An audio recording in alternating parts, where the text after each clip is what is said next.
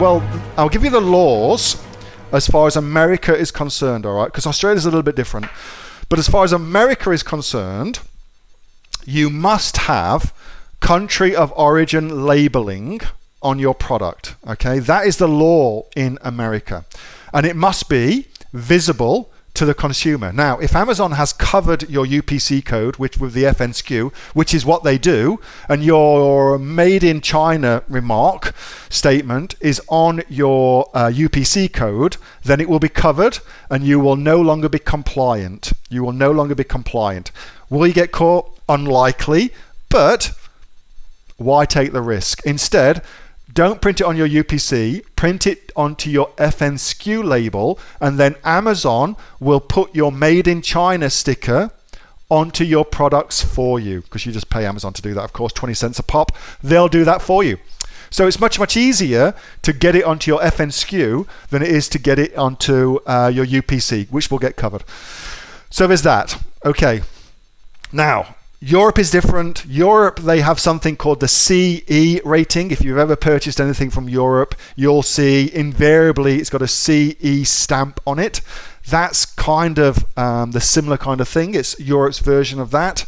And Australia, right now, there is no, in Australia, country of origin labeling requirements. Not to the best of my knowledge. If somebody knows differently, I am very, very willing and eager to learn differently, but my understanding right now is that there are no country of origin labeling requirements in the same way that the USA has them in Australia. However, I think it's good practice to do it anyway. It's good practice to do it anyway.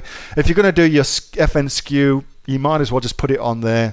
And I think it's also good practice to keep your customers informed of what the hell you're doing. I think that's good practice too, because there's been lots and lots of instances where social media shit fights have happened as a result of companies trying to conceal shit like that. So for me, better to be safe than sorry with that kind of thing.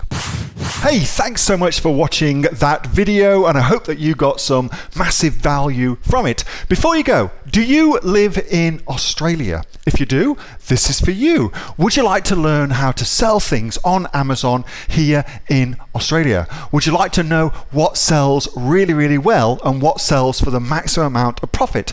Would you like to know where you can source those products from, whether that be in China or here in Australia, and how to source them so you pay bottom dollar and get maximum value for what you're doing? If you do, please subscribe to my channel and like this video, and you'll learn that and much, much more. It's the exact same information that people like Jeff from New South Wales have used to make $45,000 a month on Amazon, that Sue, who's from the sunny coast, has used to purchase herself a brand spankly BMW every single year as a result of her e-commerce business, and the lovely Kate from Bowral in New South Wales has used to make $32,000 a year on, a month, not a year, a month on Amazon, and indeed Anthony, who makes $15,000 a month on Amazon, selling, as he puts it, odds and sods. If you'd like to learn the exact same information that they use to maximize their profits for their Amazon businesses,